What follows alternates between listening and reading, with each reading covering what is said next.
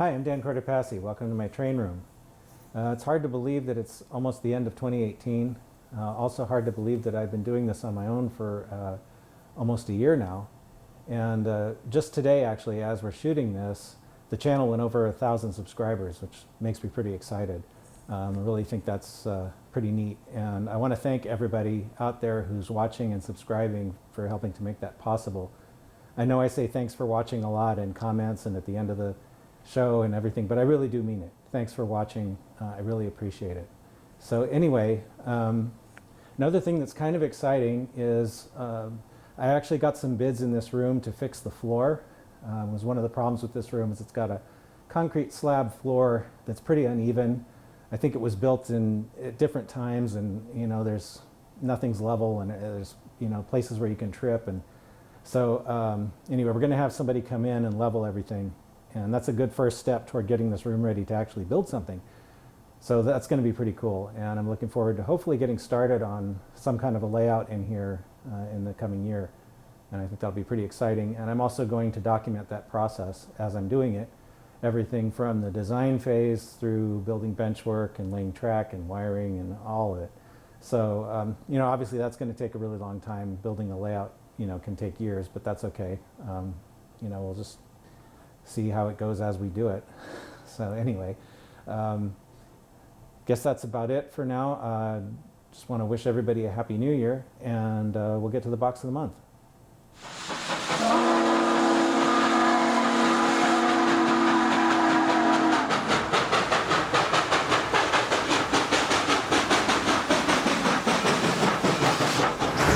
Okay, so welcome to Box of the Month. In case you don't know, this is Nicole. Hi. And we're going to go through the next box in line. So it's already on the table. Which is this one? Yeah. I see. Oh, Athearn Genesis. Okay, this is a little different for me. Ooh. All right. What is in here? Is that what's actually in there? I think so. This is Chicago and Northwestern GP50.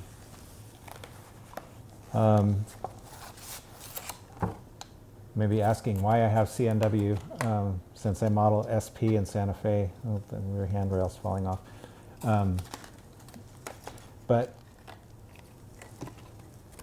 I figure, CNW power was fairly common on the Union Pacific, and Union Pacific made its way out west, especially after the WP merger and all that. So it's a stretch maybe, but you could see this running on trains. And I just like them. So. You like this particular style? I like this particular engine? Yeah, when I first saw it, I wasn't all that crazy about the CNW paint scheme, but it's grown on me. It's kind of green and yellow. The green and yellow, yeah, I kind of like it now. So, yeah, 50-56. Yeah. So, anyway, this one, it's one of those CNW engines that has a little gong bell on the nose, which is kind of a feature that I don't think many other railroads had, which makes it kind of interesting. What's a gong bell? It's this bell that's kind of round. A lot of diesels have a more bell-shaped bell, like a normal bell like you normally think of when you think of a bell. Okay. And it's usually either mounted on the roof or sometimes under the sill somewhere. So these little roundy ones were less common. So that bell would sound a bit different, right? Probably did, actually. I don't know that I've ever actually heard one in person, but Okay. they probably did, yeah. Anyway, and it also has the winterization hatch on one of the radiator fans, which they did for snow. Oh. Because, Chicago. Oh, yeah. That's very cool there. Yeah. So anyway. Well, that's a very cool one. Yeah. We'll give you this packaging. Okay. It's almost like Christmas every time we open the box of the month and I get to look through these for me.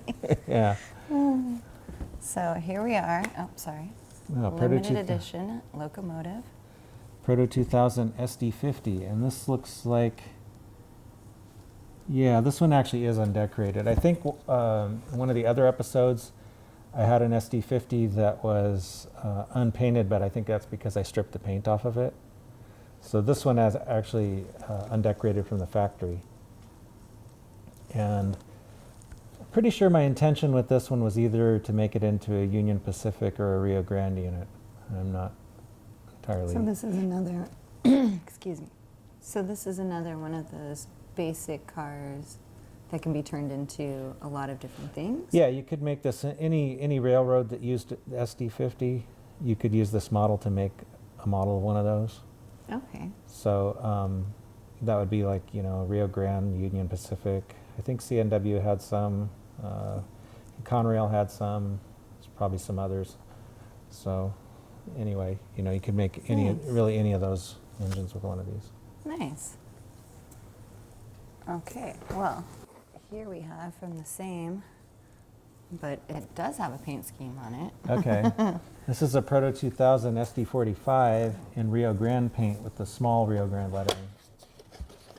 Take a look at this one.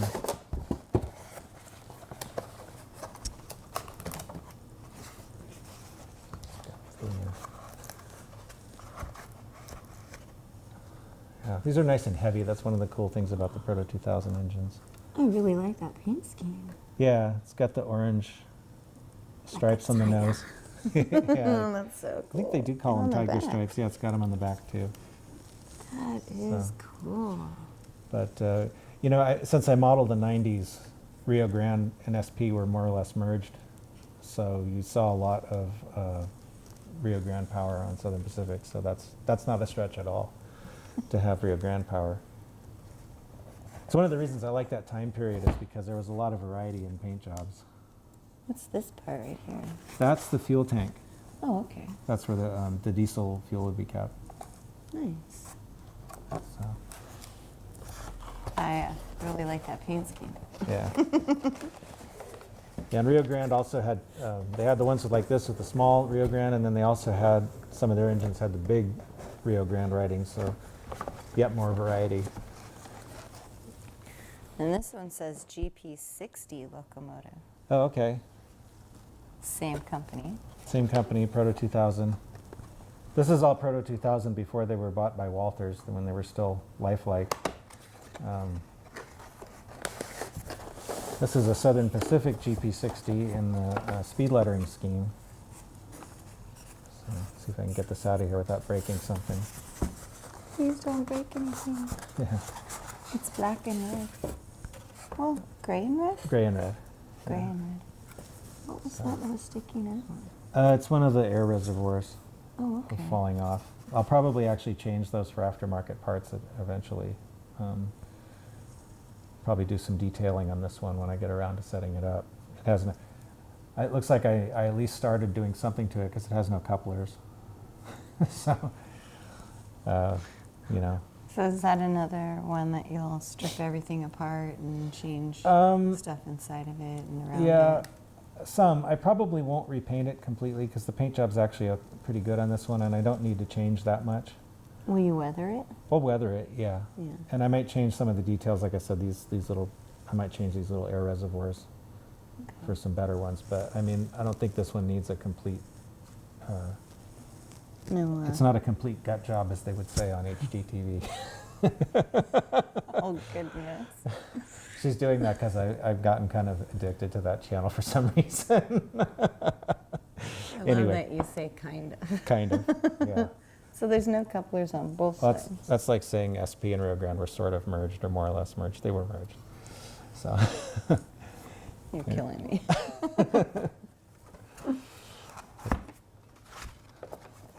Anyway, moving on. Moving on. Okay, now there's a lot of the same coming up. Oh, okay, an Same SD9. kind of company. This is a Proto 2000 SD9 in Burlington colors, which I think I bought intending to make into a Southern Pacific engine.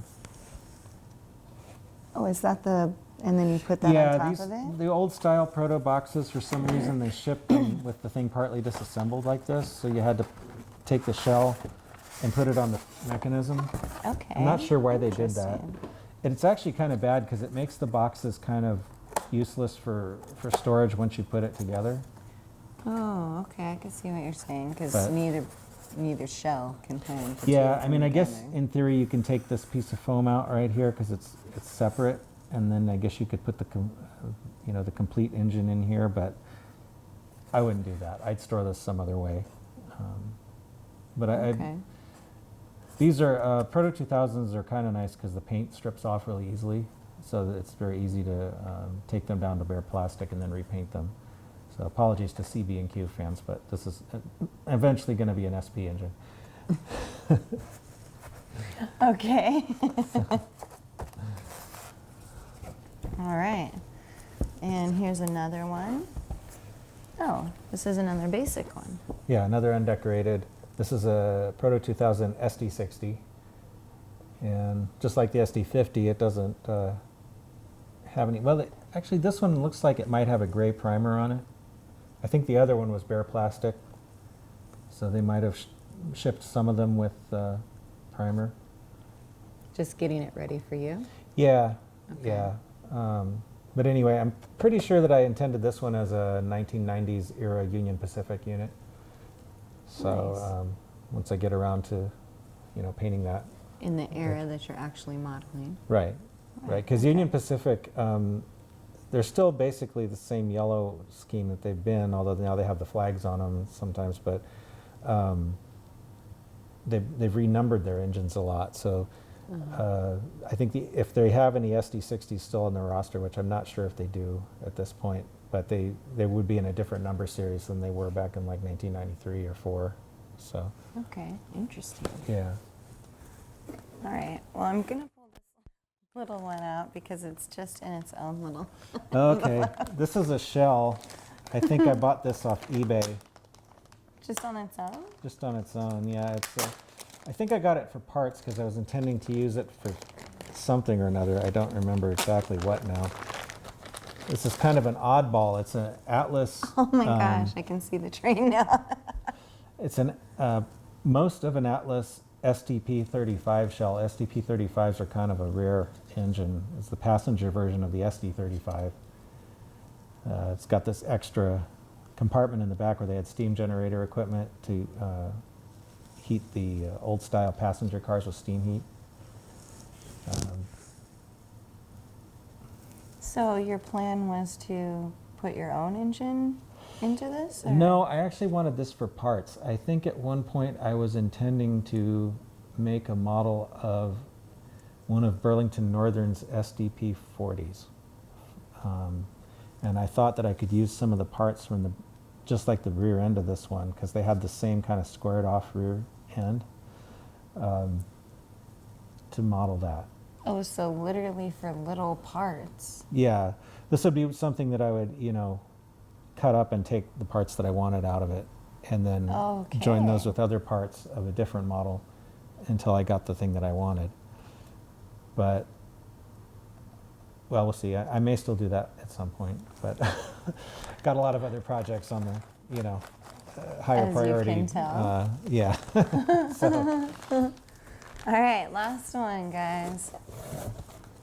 oh, another GP60. This one I already have some weathering on. It's another Southern Pacific and the speed lettering. Actually, I believe I already installed DCC in this one too. So is this one that would go in the 1990s era that you're modeling? Yes, these were made I think they were made starting around 1990, the GP60s. So, and they were used up through the end of the SP and beyond. I think some of these may still be in use by UP as they'd be in yellow paint now. But as they were originally designed as road freight engines for hauling high-speed trains like mostly intermodal trains or stack trains. Okay. Nowadays they're mostly used for like local freights, Oh. switching local industries and things. But yeah, this one looks like it has working ditch lights on it now that I installed, and I'm sure the beacon works. headlights, yeah. This one's ready to go. This is pretty much done. fantastic. Got some weathering on it. So when I Should you get put that that in a layout, different box? maybe, yeah, maybe I should, because this one is pretty much done. So that would be a good one not to keep with the other ones that are just projects. So is so see, doing cool. box of the month is not just, you know, hopefully entertaining, but it's also useful to me because then I can start organizing all of this It a little is better. helpful to be able to go through each one. And I Yeah. think, you know, it's a little tedious just to do it on your own. Box of the month means you get to share it. Right. And that's fun. Right. And this is really cool. I like your weathering and your detail. Thank you. You're welcome. So is that it? Is that Yep, empty? that's it. Well, it is empty. Oh, except Oh, for a what's piece of that? paper, which looks like, yeah, that's just from one of the, oh, it looks like a piece of paper from the SD9, so it must have fallen out. Anyway, so not too exciting, but I guess that's it for this time. That is. Yeah, so Happy New Year. I hope Santa was good to everybody, and I guess we'll see you next year. See you next year. Thanks for watching. Thanks for watching.